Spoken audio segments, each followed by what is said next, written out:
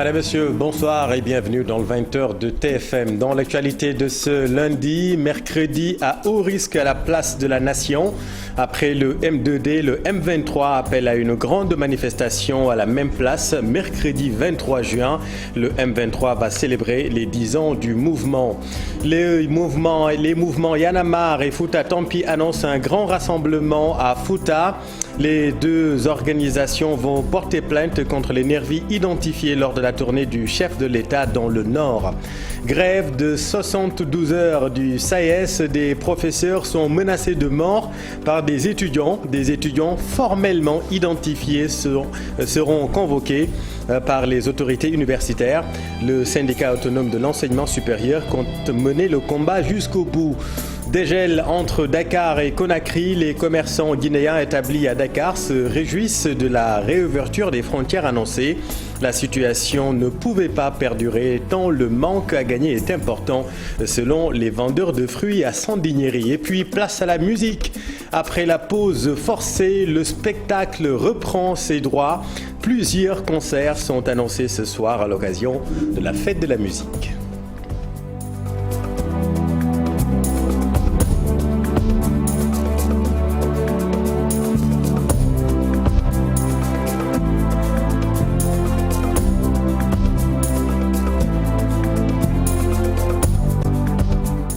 Va-t-on vers un affrontement mercredi à la place de la Nation? Après l'appel à manifester du mouvement M2D, le mouvement M23 donne rendez-vous également mercredi à la place de la Nation pour célébrer les 10 ans du mouvement. Écoutons là-dessus Maître El Hadji Diouf.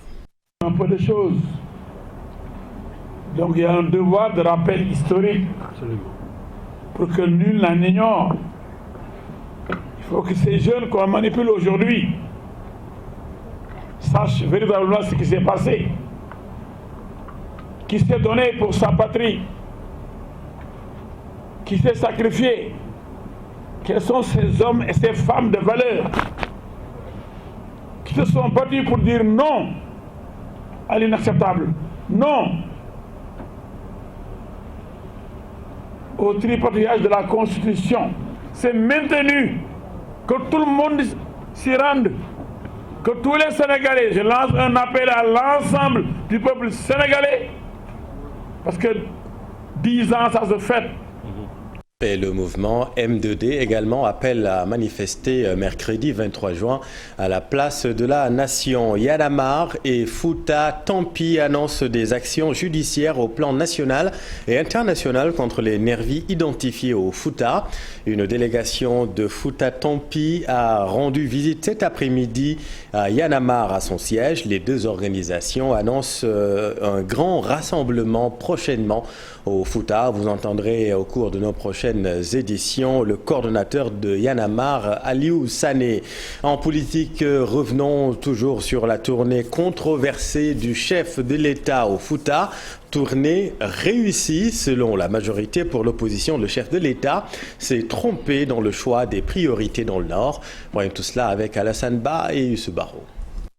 Une tournée que les populations du Fouta ne vont pas oublier de sitôt. Le chef de l'État Macky Sall a inauguré des ponts, des infrastructures routières, désenclavé l'île à Morphil et d'autres localités du Fouta. Mais aussi, il a lancé des chantiers comme celui de l'hôpital de Matam et de l'aéroport. Des promesses matérialisées et d'autres engagements pris. Il a pris acte des doléances des populations qui seront traduites dans des projets et des programmes. C'est dire donc en somme que cette tournée a été très utile, très féconde, très productive. Et pour ma part, c'est comme ça qu'on fait de la politique.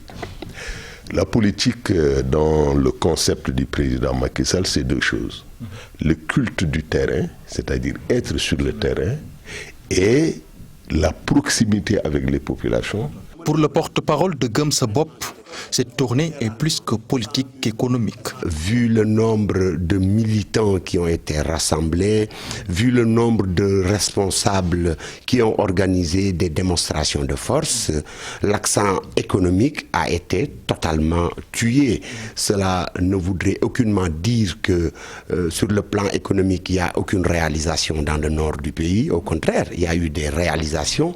Tibetank, en fait, c'était tout juste au-delà de la massification du mouvement, déconstruire le discours du président et appeler les populations du Fouta à comprendre que la priorité, elle est ailleurs. Vous savez, dans nos types de pays, il y a des villages qui sont restés, des zones qui sont restées depuis 1960 jusqu'à aujourd'hui, sans électricité, sans eau potable, sans piste de désenclavement, encore moins des ponts modernes.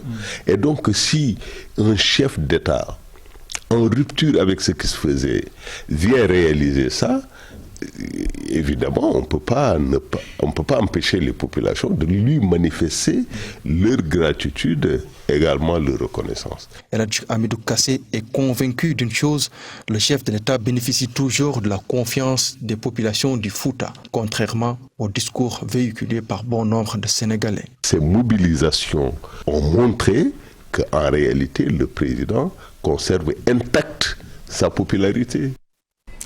À la une également, la violence universitaire. Le SAES compte mener le combat jusqu'au bout après avoir décrété 72 heures de grève à partir d'aujourd'hui. La situation est d'autant plus inquiétante que des professeurs auraient reçu des menaces de mort. Des étudiants auraient même été formellement identifiés par les autorités universitaires. Mamadou Fall et Tierno Laurent Mendy. La violence dans l'espace universitaire ne peut et ne doit pas prospérer. Debout et déterminé, le SAES veut mettre fin à toute forme de violence notée à l'université.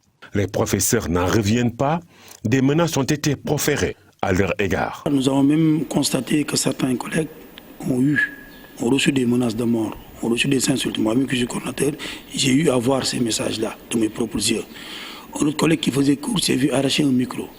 Donc on a vu qu'actuellement, au sein de l'espace universitaire, la sécurité des personnes et des biens était menacée. Les autorités doivent réagir le plus rapidement possible pour que le calme revienne à l'UCAD. Nous lançons un appel aux autorités pour qu'ils prennent une responsabilité. Parce que le SAES va aller jusqu'au bout de cette affaire-là. Et nous allons demander une série de sanctions. Et nous allons aussi proposer une série. Toutes les responsabilités seront situées si on se fie aux doyens de la faculté des droits, puisque mandat leur a été donné pour identifier et sanctionner les auteurs. Les processus ont été enclenchés et des étudiants ont été identifiés parce que certains ont eu à envoyer des messages aux doyens. Donc à ce niveau, il n'y a pas de problème. Et bientôt, donc, tous ces étudiants-là seront convoqués pour qu'ils s'expliquent, parce que quand même, il faut assurer les droits de la défense. Alors pour l'autre volet, le côté judiciaire, l'affaire est pendante auprès des enquêteurs. Donc nous devons faire confiance aux enquêteurs. Donc vous comprenez que je ne puisse pas en dire davantage parce qu'il y a une affaire qui est portée auprès des autorités policières. Donc c'est entouré par le secret de l'enquête. Le SAES maintient pour le moment son mot d'ordre de grève en attendant une rencontre prévue avec les autorités. Mais les syndicats ne comptent pas flancher. Son souhait est que l'enseignant soit respecté. Ouais, Mamadou, et pour apaiser les tensions, certains étudiants s'organisent à l'image du mouvement Campus 2H. Ils plaident pour un retour au calme à l'UCAD. On a constaté qu'il y a eu de vives tensions à l'université, surtout de la part des étudiants. On a jugé nécessaire maintenant d'apporter notre pierre à l'édifice pour contribuer à un peu plus d'apaisement. Ceci étant dit, on a initié maintenant des tags graffitis au niveau du couloir de la mort en collaboration avec le mouvement du hip-hop que vous connaissez bien. Mais maintenant, on a eu par exemple la collaboration de la direction d'ICOUD. Parce qu'au-delà maintenant des dessins que vous voyez là-bas, il y a des images qui parlent. C'est-à-dire qu'il n'est pas concevable en ce 21e siècle qu'on essaie de voir des étudiants, au lieu maintenant de recourir à des moyens pacifiques, toujours d'user de la violence. Donc on s'est dit qu'on va essayer maintenant d'appeler les parties prenantes à un peu plus de responsabilité, que ce soit maintenant du côté des syndicats, des professeurs, des étudiants, mais aussi de l'administration du COUD. Maintenant qu'on essaie de s'asseoir autour des tables, essayer de trouver une issue heureuse. Tout autre chose à présent, malgré les cas de noyade constatés la semaine dernière, les plages étaient encore noires de monde ce week-end, comme vous le voyez sur ces images. Les autorités locales craignent le pire, car après les examens, les plages seront fréquentées 7 jours sur 7 par les jeunes. Reportage édifiant à la plage Malibu à Dakar, Omar Mbou et Younous Diatta. Des parties de baignade dans une mer très agitée. Une semaine après la mort de 10 jeunes par noyade dans la zone. Non, non.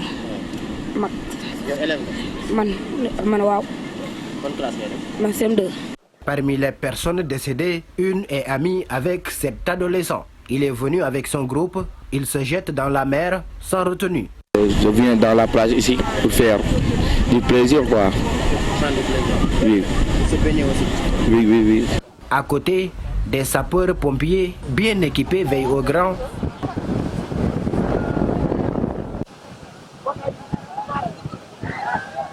Toujours affecté par les séries de noyades répétées, le maire de la commune de Golfe Sud semble avoir quelques solutions pour combattre ce fléau. C'est un problème difficile, il faut pousser la réflexion et voir quels moyens trouver pour empêcher. Ou bien faire des infrastructures sur la plage qui retiennent des enfants, ou bien en tout cas mettre quelque chose, en tout cas une barrière où que les enfants ne dépasseraient pas pour aller dans l'eau.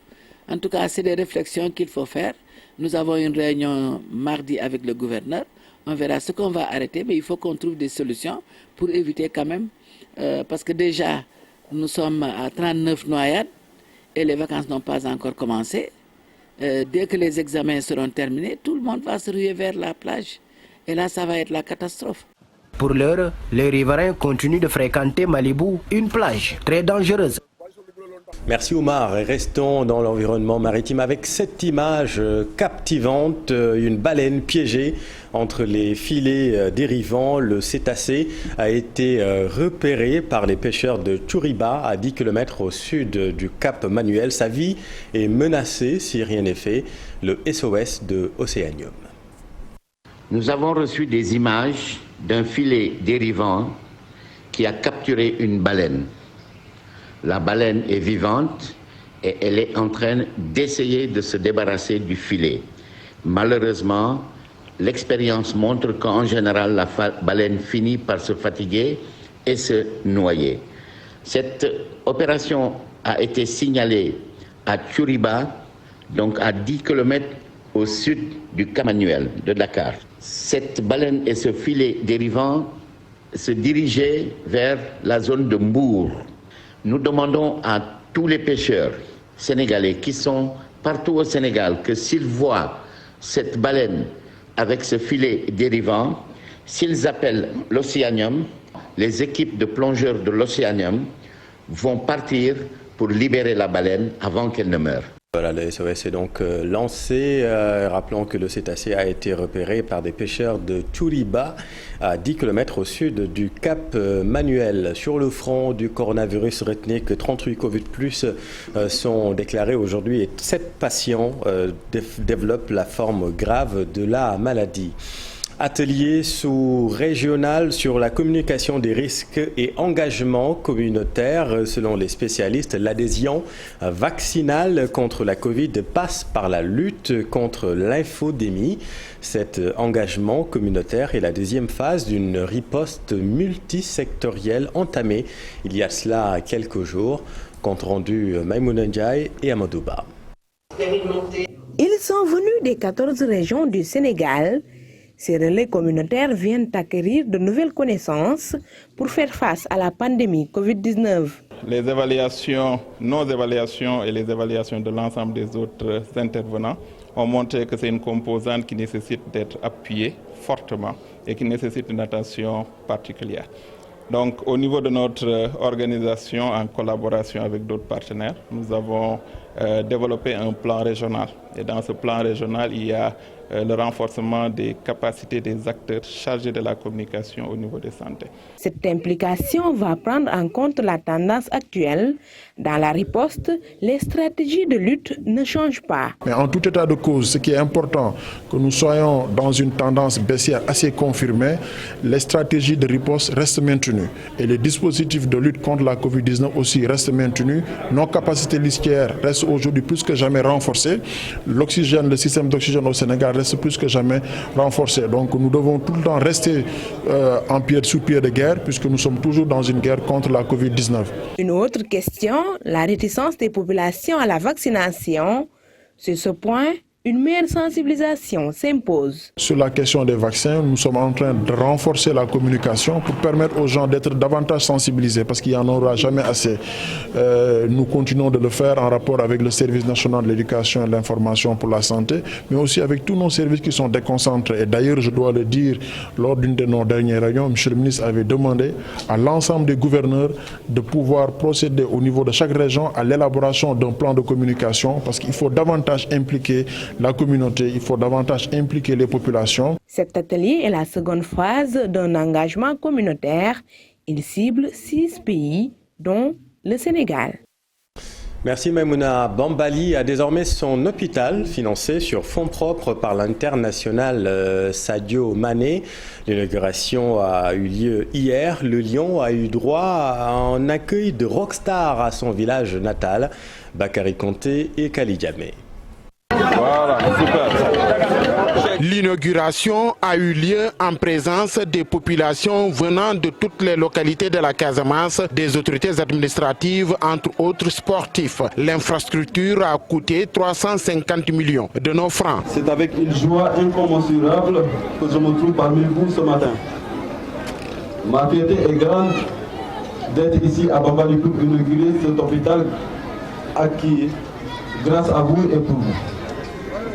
Il ne faut jamais oublier ses origines. Au contraire, faisons en sorte que chacun d'entre nous puisse apporter sa pièce à l'édifice pour bâtir un Sénégal rayonnant et prospère.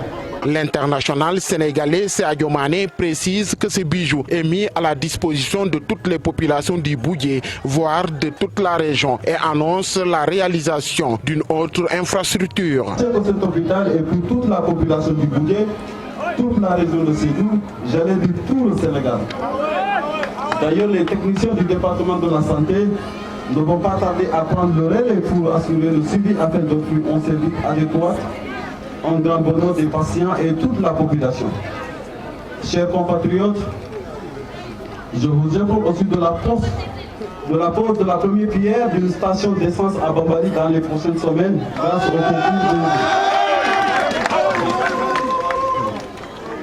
Une autre action qui rentre dans le cadre du développement de notre localité, parce que le rêve est permis et il faut rêver toujours. L'enfant de Bambali, le Nyancho Sadio Mané, a été accueilli en grande pompe dans sa terre natale.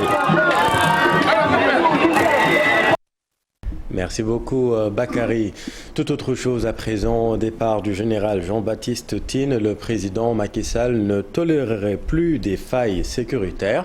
Après le départ de Ousmane Sy, ex-directeur de la police nationale, la plus haute hiérarchie des forces de défense et de sécurité est encore ainsi remaniée. Explication Marcel Farba-Maroun.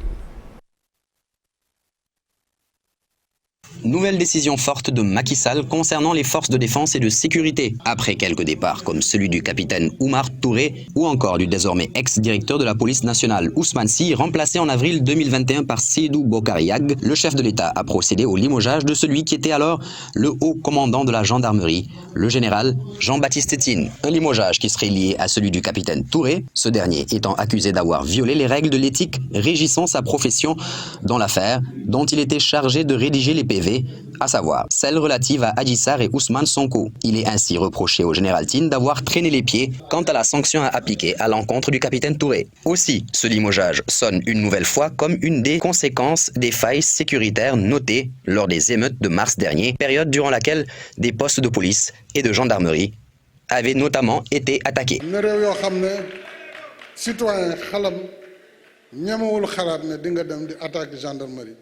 gendarmerie fa la arme yi nekk nga dem di ko attaqué tribunal nga dem di attaqué di yàq di taal këru jàmbur yi comme ça gratuitement mais loolu jàll na mais loolu mënatul am. À noter que la décision de limoger le général Tine s'est concrétisée brusquement puisque celui-ci devait aller à la retraite dans 3 mois. Un fait qui s'expliquerait par des raisons sécuritaires puisque des proches du chef de l'État lui avaient demandé de prendre les devants par mesure de prudence. Il était en effet devenu impossible de maintenir le général Tine à la tête d'une institution comme la gendarmerie car, n'inspirant plus confiance, lui qui continuait à prendre part à toutes les réunions de sécurité du Sénégal et qui recevait des informations en provenance des sources les plus secrètes du pays. Merci Marcel. L'autre grand titre de cette édition, la communauté guinéenne à Dakar se réjouit du dégel entre Conakry et Dakar, vous le savez, en marge de l'ouverture du 59e sommet ordinaire des chefs d'État et de gouvernement de la CEDEAO. Les deux pays se sont accordés pour la signature d'un protocole d'accord de coopération militaire et technique, protocole qui aurait débouché sur la réouverture des frontières entre les deux pays. Et ça, c'est bon pour le business et pour le moral aussi. Illustration au marché des fruits de Sandiniéry à Dakar. C'est un reportage signé Pape Faraning et Youssou Barro. Deux positions différentes sur la décision du président Alpha Condé de rouvrir la frontière entre le Sénégal et la Guinée. Ce n'est pas normal de se réveiller un jour et de fermer les frontières. La fermeture des frontières nous a causé d'énormes préjudices et c'est dommage. En Afrique, les présidents se comportent comme des rois. Ils doivent consulter la population au préalable avant toute décision. Nous saluons cette décision. Le fait de rouvrir les frontières est une bonne chose parce que nous pouvons transporter tranquillement nos marchandises. Une décision qui a engendré d'énormes conséquences sur leur business. Actuellement, les fruits pourrissent dans la forêt. Nous sommes obligés d'acheter des avocats d'Amérique latine. C'est difficile. Les marchandises viennent de la Côte d'Ivoire et pourtant la Guinée est à côté. En quelques jours, on peut avoir toutes les marchandises qu'on désire. Une semaine, 3 jours, 4 jours. Des milliards, des multimilliards. Aujourd'hui, la fermeture des frontières a causé une perte énorme. Nous avons perdu presque des milliards. Mais je pense que c'est Alpha Condé qui a perdu le plus.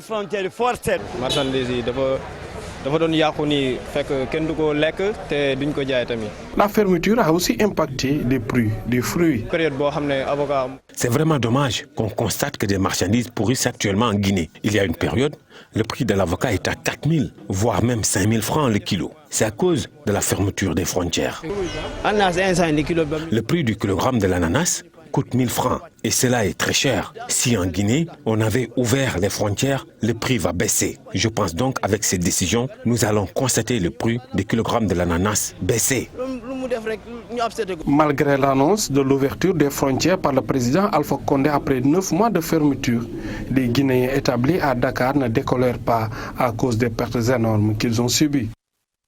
Merci Pafara et venons-en à la fête de la musique célébrée aujourd'hui. Grosse caisse claire, guitare et trompette vont résonner ce soir à la place de la Nation où un grand concert sera organisé. Cette fête, vous le savez, n'a pas été célébrée l'année dernière à cause de la pandémie.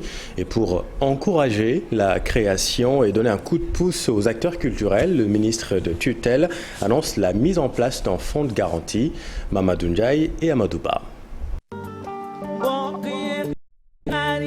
Les artistes retrouvent les scènes pour la fête qui n'a pas été célébrée en 2020 à cause de la crise sanitaire. Le ministre de la Culture ne compte pas lésiner sur les moyens pour offrir de beaux spectacles aux mélomanes à Dakar et dans les régions. Les acteurs culturels, en effet, après les conclaves que nous avons eus au mois d'octobre pour réfléchir à la relance du secteur, ont en effet souhaité avoir un fonds de garantie pour pouvoir accompagner toutes les initiatives, en tout cas structurantes, dans le secteur, aussi bien dans le domaine de la musique que des autres secteurs des arts vivants. Il a fallu aussi adosser à ce plan de relance-là une planification et un budget. Donc le travail a été fait et a été transmis à l'autorité. Il y a de cela 3 3 mois. Des beaux plateaux musicaux partout et pour tous en l'honneur des acteurs culturels durement impactés par la pandémie. La tutelle semble tirer les leçons de la pandémie, d'où la mise en place d'un fonds de la garantie pour encourager la résilience. De la musique que nous avons mis en place depuis 3 années organise plusieurs plateaux à Dakar. Donc à Dakar et dans toutes les régions du Sénégal. Et nous aurons un plateau central à la place de la Nation avec plusieurs têtes d'affiche dont Wally Seck, Samba Peuzzi, Titi. El Hadj Keita et plusieurs en tout cas sommités de la musique. Nous avons aussi des plateaux au niveau des HLM, de Hann Bel-Air, de Guédiawaye, de Pikine et des Parcelles Assainies. Et dans les régions aussi, nous avons des plateaux dans toutes les régions. La fête de la musique ou le World Music Day marque aussi le début de l'été. Elle a été rendue célèbre par l'ancien ministre français de la Culture, Jack Lang. Et le spectacle reprend ses droits à Saint-Louis également. La vieille ville a déjà renoué avec l'événementiel musical grâce au mythique festival de jazz Ousseynou Diop et Habib Seck. La fête de la musique célébrée aujourd'hui sera le prolongement de la 29e édition du Festival international de jazz de Saint-Louis qui vient de se terminer après 72 heures de sonorité musicale des artistes locaux et internationaux. À l'exemple de Awali, Baba Mal ou encore Vieux Farka Touré. Dans la vieille ville, les artistes sont déjà aux anges avec les grands concerts prévus dans plusieurs sites. Les artistes, ils ne faisaient absolument rien, on leur interdisait de faire ça. Donc on est tellement libre maintenant, on se sent... Voilà, je suis souriant quand je pense à la fête de la musique. La fête de la musique est pour l'artiste Ablaye Sissoko une bonne manière d'exposer les multiples facettes de la musique sénégalaise. Nous aussi, on est très heureux aussi sous la direction du directrice Madame Dieng du centre culturel régional de Saint-Louis. Donc de pouvoir organiser quelque chose autour des artistes et voilà, donc on va la fêter ce soir. Voilà, on est prêt là, on est prêt là. Après le festival de jazz qui a réuni des artistes de renom dans la vieille ville, Saint-Louis prépare à sa manière la fête de la musique, une bonne opportunité pour les artistes de mettre en valeur la diversité culturelle à travers la musique. Maintenant, la fête de la musique, elle arrive à Saint-Louis, au moment même où se déroule cette ambiance festive du festival de jazz. Ici, nous comptons organiser avec les autorités locales, avec la direction du Centre culturel régional Abdelkader Fall. On a vu hier les Saint-Louisiens, le festival s'est bien passé. Sérieusement, voilà, bravo aux organisateurs. Voilà, ils ont réussi et puis on fait que pour l'année prochaine soit encore mieux. Après les 72 heures de jazz, les artistes de Saint-Louis vont continuer ce lundi à célébrer la musique dans toute sa splendeur devant leur public très nostalgique après presque 1 an de confinement. Et la fête de la musique, c'est aussi l'occasion d'aborder les sujets qui fâchent. Le collectif SAUI dénonce la gestion de la SODAV. Il demande leur implication dans la gestion des affaires culturelles. Voici Idrissa Diop. Aujourd'hui, ce qui nous amène ici, c'est cette forfaiture de la SODAV. La SODAV est créée depuis 5 ans. Pendant 5 ans, ils n'ont jamais eu une personne qui leur a dit ce qu'il faut faire ou ce qu'il ne faut pas faire. Ils ont géré la SODAV comme ils ont voulu, eux, le gérer. Et au préalable, avant de payer 1 centime à la SODAV, 5 ans avant, c'était une commission. On ne se voit pas dans la culture de ce pays-là. La culture est profondément malade, disons-le. Pour le soigner, il faut un consensus. Les acteurs culturels de SAUI soient dans ces contrôles-là pour pouvoir satisfaire le bien-être de tous les artistes sénégalais. Et je vous le disais en début d'édition, Y'en a marre et Fouta Tampi annoncent des actions judiciaires au plan national et international contre les nervis identifiés au Fouta. Une délégation de Fouta Tampi a rendu visite cet après-midi à Y'en a marre à son siège aux Parcelles. Les deux organisations annoncent un grand rassemblement prochainement au Fouta. Écoutons le coordonnateur de Y'en a marre, Aliou Sané. Et aujourd'hui, à tout cela, vient s'ajouter ces actes criminels qui ont été commis, dont sont victimes nos frères et nos sœurs de Fouta Tampi. Et donc, des plaintes seront déposées ici au niveau national et au niveau international. Et ces plaintes-là, on le dit, certains pour dire que qu'est-ce qui sera fait au niveau national là, avec ce régime de Macky Sall et la mainmise que l'exécutif a sur notre judiciaire. Mais leur pouvoir est au crépuscule de son existence. Ils répondront de tous ces actes au niveau national et au niveau international. Il faut compter sur nous pour ça. Pour ce qui s'est passé à Fouta et pour toutes les autres choses qui se sont passées ici au Sénégal, qui restent impunies. Donc ça, c'est une première chose. La première chose, c'est que nos frères et nos sœurs du Fouta ont invité toutes les forces vives du Sénégal à un grand rassemblement au Fouta. Inch'Allah, prochainement. Et quand nous arriverons, au moment donné, Inch'Allah, nous aviserons, nous appellerons la presse pour communiquer le jour de ce grand rassemblement pour la démocratie, pour l'état de droit, ce grand rassemblement au Fouta pour dire qu'on n'acceptera pas que Fouta soit bâillonné, on n'acceptera pas que la voix du Fouta soit bâillonnée, que Dan de Fouta soit bâillonné, que Fouta continue de pouvoir réclamer ses droits et de pouvoir contester tout ce qu'ils voudront contester de droit au niveau de cette zone de ce pays. Et puis en sport, tournoi beach soccer de Dubaï, le Sénégal bat Oman sur le score de 3-2.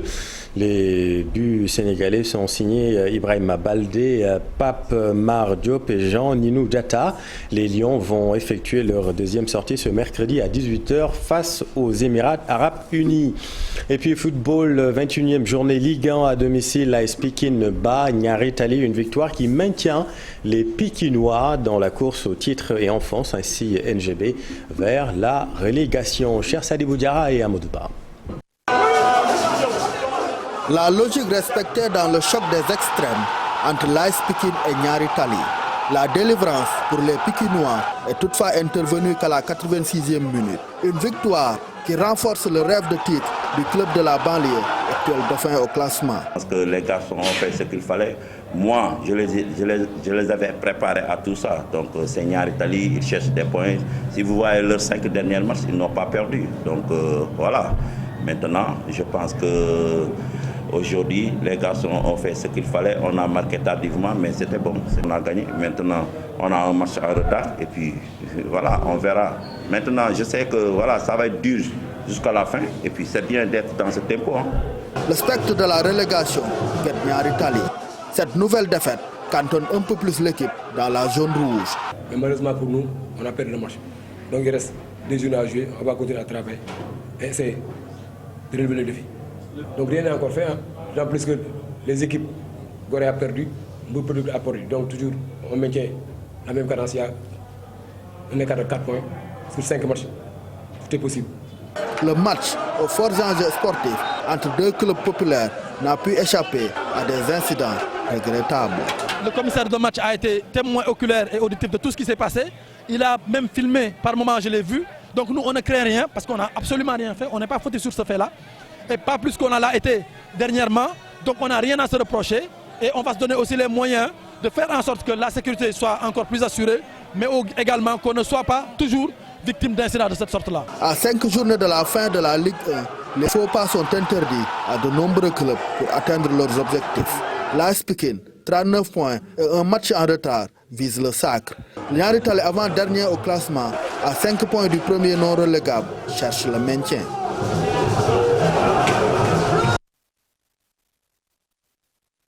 Voilà, c'est la fin de cette édition. Merci infiniment de votre attention.